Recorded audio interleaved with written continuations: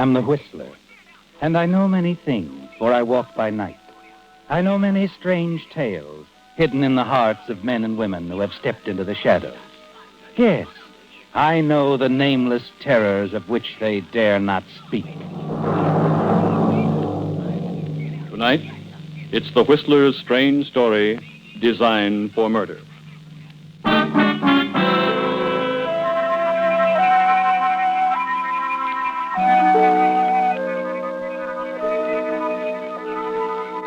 The trio in the railroad station cocktail lounge seemed typical of many groups awaiting the departures of their train.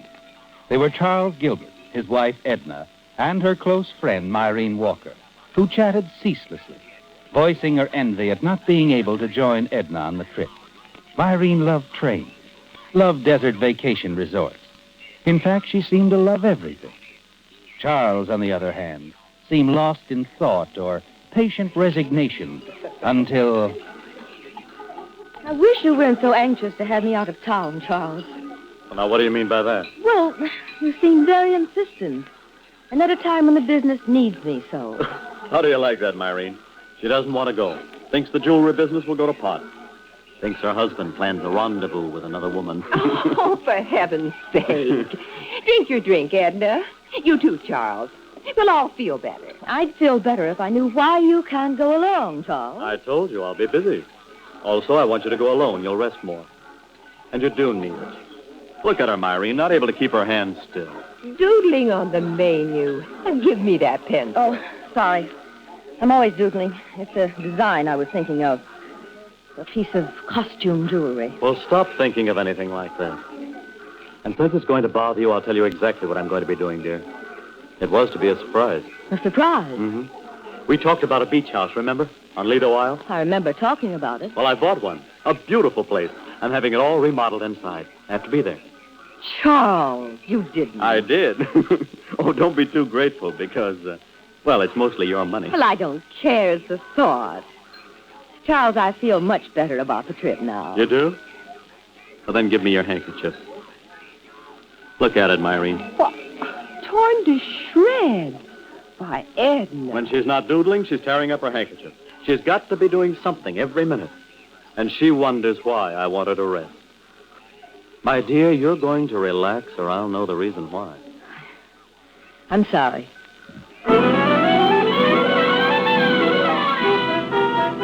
Finally, she leaves on the train, doesn't she, Charles? And you're free. You see Myrene to a cab.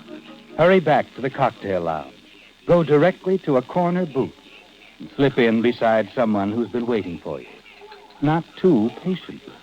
I'm sorry, Helen. Oh, darling, I am too. Sorry that we have to practice this reception. Kiss me. Oh, dear, we really shouldn't be here. Here, I ordered you a drink. I can use it. Well, at least we'll have some time together. Uninterrupted. You're sure Edna will stay away for a while? Mm-hmm. She's gone for a month. It wasn't fun watching you kiss her goodbye. Oh, I know. Well, someday. I hope it's soon, Charlie. Look, I'll pick you up tomorrow. We'll drive down to the place at Lido Isle. Oh, you'll love it. I've been using quite a few of your ideas in redecorating the place. It sounds wonderful. It is. Well, come on. I'll drive you home.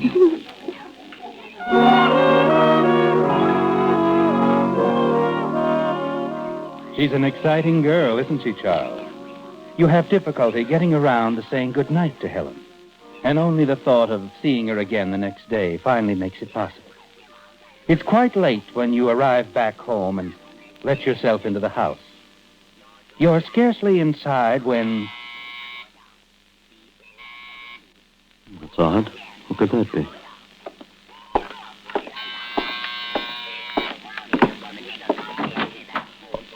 Myrene. Yes, little Myrene. I'd like to come in, Charles. I want to talk to you. Why, of course. I'll come straight to the point. It wasn't a very pretty sight, Charles, seeing you kiss that girl right after bidding Edna goodbye. Oh, why... Go on. Make it good. Oh, you wouldn't say anything to her about this, would you? That depends on you. I don't suppose you've made any dates for the future with her. Oh, certainly not. You know, Charles, you weren't kidding when you made that remark about Edna's money. You've had it pretty easy since becoming her business manager. And now her husband. Irene, this girl means nothing. I swear it. I won't see her again. Look, in a few days, you and Arthur drop down to the place at Lido Wild. You'll see all that I'm doing for Edna. I'll take you around the place. We can relax, go for a swim. I don't swim, Charles. And when my best friend's husband starts two-timing her, I don't feel like relaxing either. Irene, I've told you, I heard you. And I've told you, Charles. You stay away from that girl.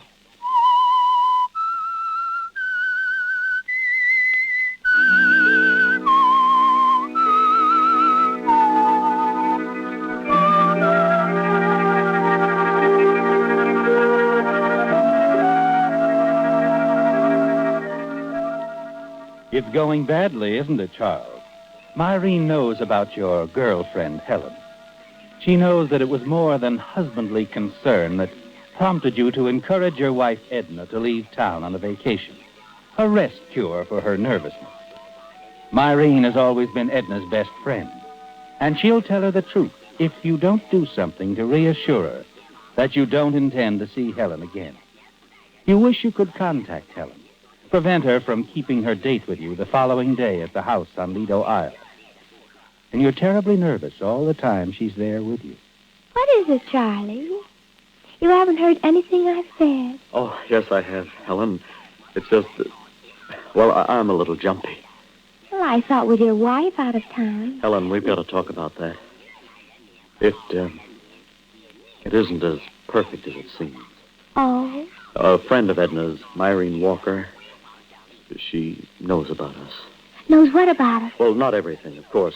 She thinks it's a casual thing, that we're old friends, happen to run into one another. But if she continues to see us together... That's right. She'll go to Edna. Now, Helen, we've got to forget about it for a while. Forget about it? Well, you know I don't mean that exactly. I guess not. You promised me you were going to talk to Edna. Ask for a divorce. I know, and I intend to, but it can't be right away, Helen. I have my reasons. Right now, it's important that you leave, that we're not seen together. Well, all right, Charlie.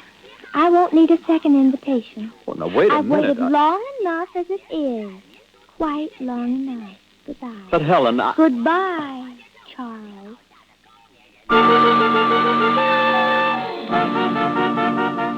She's gone, isn't she, Charles? And only a few moments later, you'll hear her car start up and roar away. And you're alone. Alone in the house that you were supposed to be remodeling for your wife, Edna. And as the hours of the afternoon drag by into the night, you find yourself hating the place. And you'll always hate it.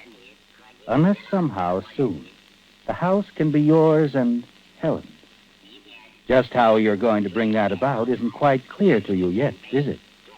How you'll get rid of your wife, Edna. It's on your mind all the next day. And that evening, as you sit alone at the beach home, you're still thinking about it. When suddenly you're aware of a noise outside.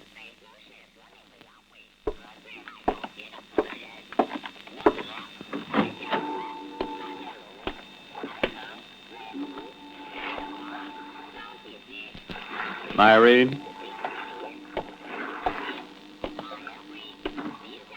Well. This is a surprise. Hello, Charles. Snooping around, were you? Oh, all right. Call it that if you want. You're wasting your time, really. I'm quite alone. Are you? Of course. Come on in, Myrene. I'd like to show you around the place. Like a child caught at the cookie jar, Myrene follows you inside. She's nervous, ill at ease. Avoid your gaze as you show her about the house. And then finally, the two of you end up at the boat landing.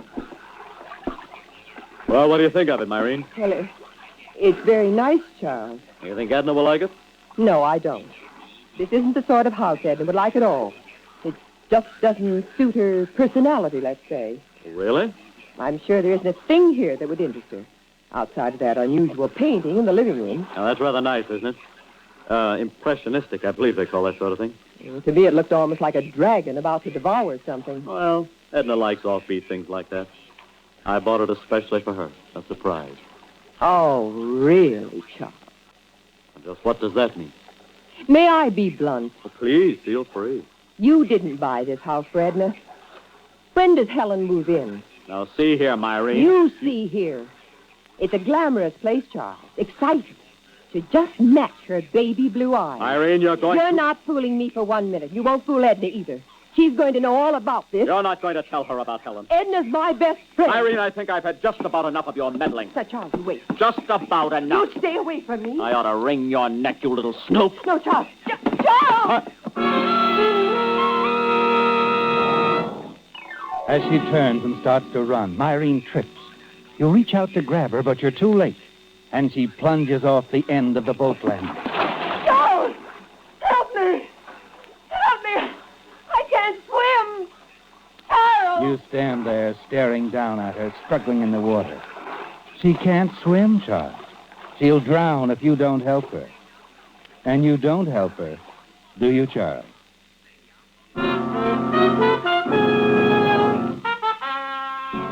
2 hours later, you're back in your house in town, where you await the inevitable call. Hello? Mr. Gilbert? Yes? This is Frank Stanley over on East Shore, one of your neighbors.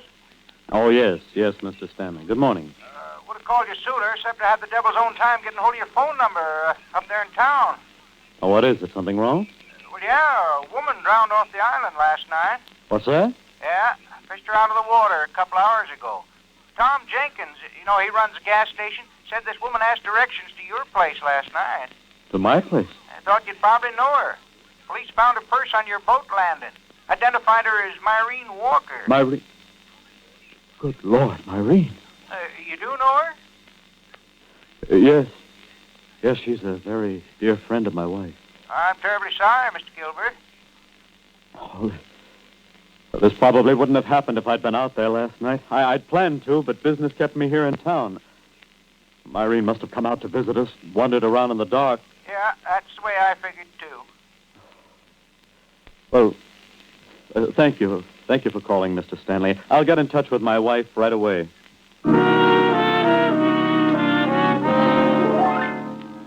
You smile, don't you, Charles, as you hang up the receiver? It's all over now. Myrene is dead. You could have saved her, but you didn't. You couldn't have her telling your wife about Helen, could you? Later that day, you send a wire to Edna at the resort. Inform her that you have some bad news. Ask her to return immediately. And that evening, you're back at the house on Lido Isle.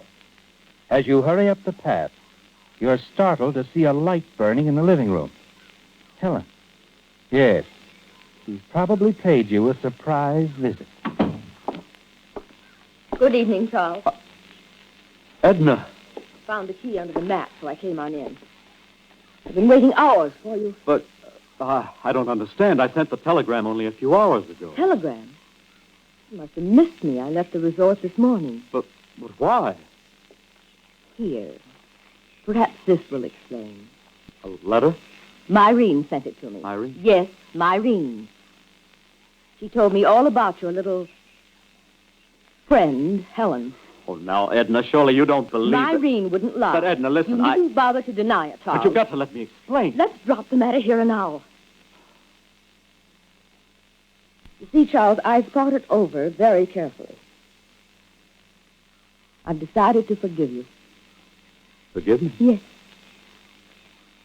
I'm really much more to blame for Helen than you are. I don't understand. Perhaps I drove you to her. I haven't been a very good wife, Charles. More than a little neglectful. Thinking too much about business and not enough about us. Our home. Our marriage. Well, we haven't been as close in the past few years as we used to be, Edna. I know. It's my fault. I'm willing to forget all this, Charles. But of course, you must forget Helen. Oh, of course. Fix me a drink, will you? I could use one. All right. I could use one myself.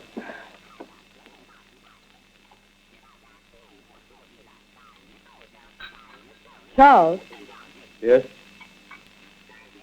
you said something about a telegram. Oh. Yes. Yes. Well, Bad news, I'm afraid. It's about Myrene. what's happened? Well, apparently she came out here last night while I was in town. While she was wandering around outside in the dark, she fell off the boat landing. What? She drowned, Edna. The police recovered her body this morning. Myrene. Drowned? Easy now, darling. Oh, it's a terrible shock, I know. Here, this will help. Oh, Charles. Charles, the poor dear. Oh, if I'd been here, I don't suppose it would have happened. At least the lights at the boat landing would have been on, and... Wait a moment. You said you were in town, Yes, at the house all evening. but you weren't. What? You weren't at the house in town. I know, because I called you from the resort half a dozen times. There was no answer. But I tell you, Edna, Where were you last night? Charles, where were you when Myrene had her accident? Answer me. Listen, Edna, You were I here wasn't... when Myrene came. She knew about Helen, and you were afraid she'd tell me. You didn't know she'd already sent me this letter, did you? Did you? All right, so I was here. And Myrene's death wasn't so accidental, was it? Wait a minute. Where are you going? To the sheriff's office. Edna, listen. Let go of me, I Charles. didn't have a thing to do with Myrene's death. You've got to believe me. It was an accident. Let the police decide that. No. Let go, I said. No, Edna. You're not going to the police. Charles. Charles. Don't look at me like that. What you... Edna.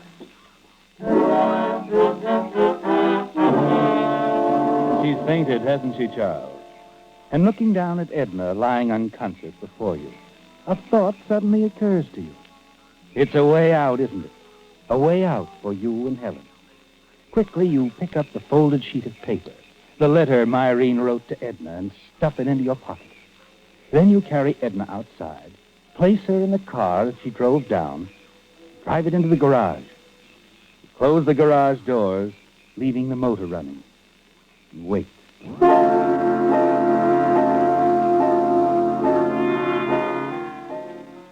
Later that same night, you drive Edna's body back to town in her car. Put it in the garage. Again, leave the motor running as you close the garage doors. Sorry, Edna. So long.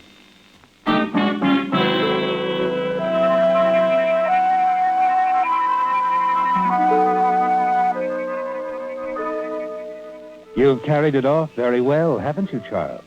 The role of the worried husband, concerned over his wife's whereabouts, and your phone call to the police brings quick results. An hour later, the sheriff calls on you at the house on Lido Isle, quietly informs you of your wife's death, carbon monoxide in the garage of your home in town. You continue to play the part now of the grief-stricken husband, and inwardly you're pleased, certain your performance has more than convinced the sheriff. And then... Mr. Gilbert, you said you were alone down here last night. Yes, that's right. I waited all night for my wife to show up. You sure she didn't? No, of course not. She's never set foot in this house. I bought it only a few days ago, shortly before she went on her vacation. I see. Why did you ask me that? I was just looking at the painting of that dragon.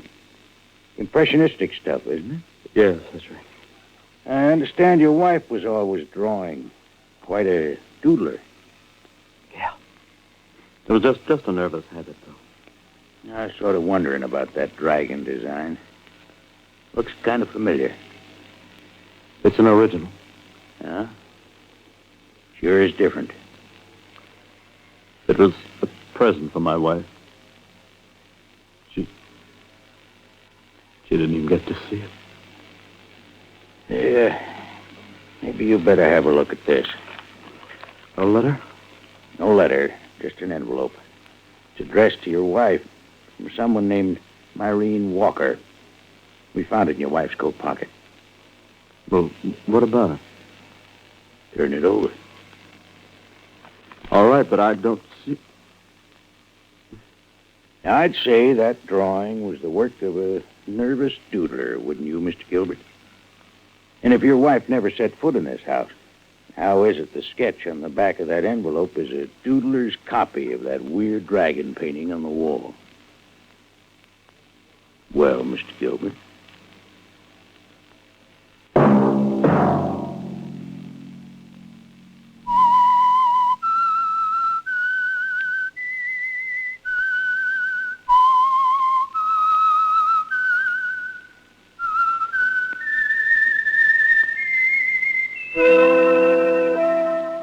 Featured in tonight's story were Bill Foreman as the Whistler, Lorene Tuttle, Jack Edwards, Lois Corbett, and Jack Moyles.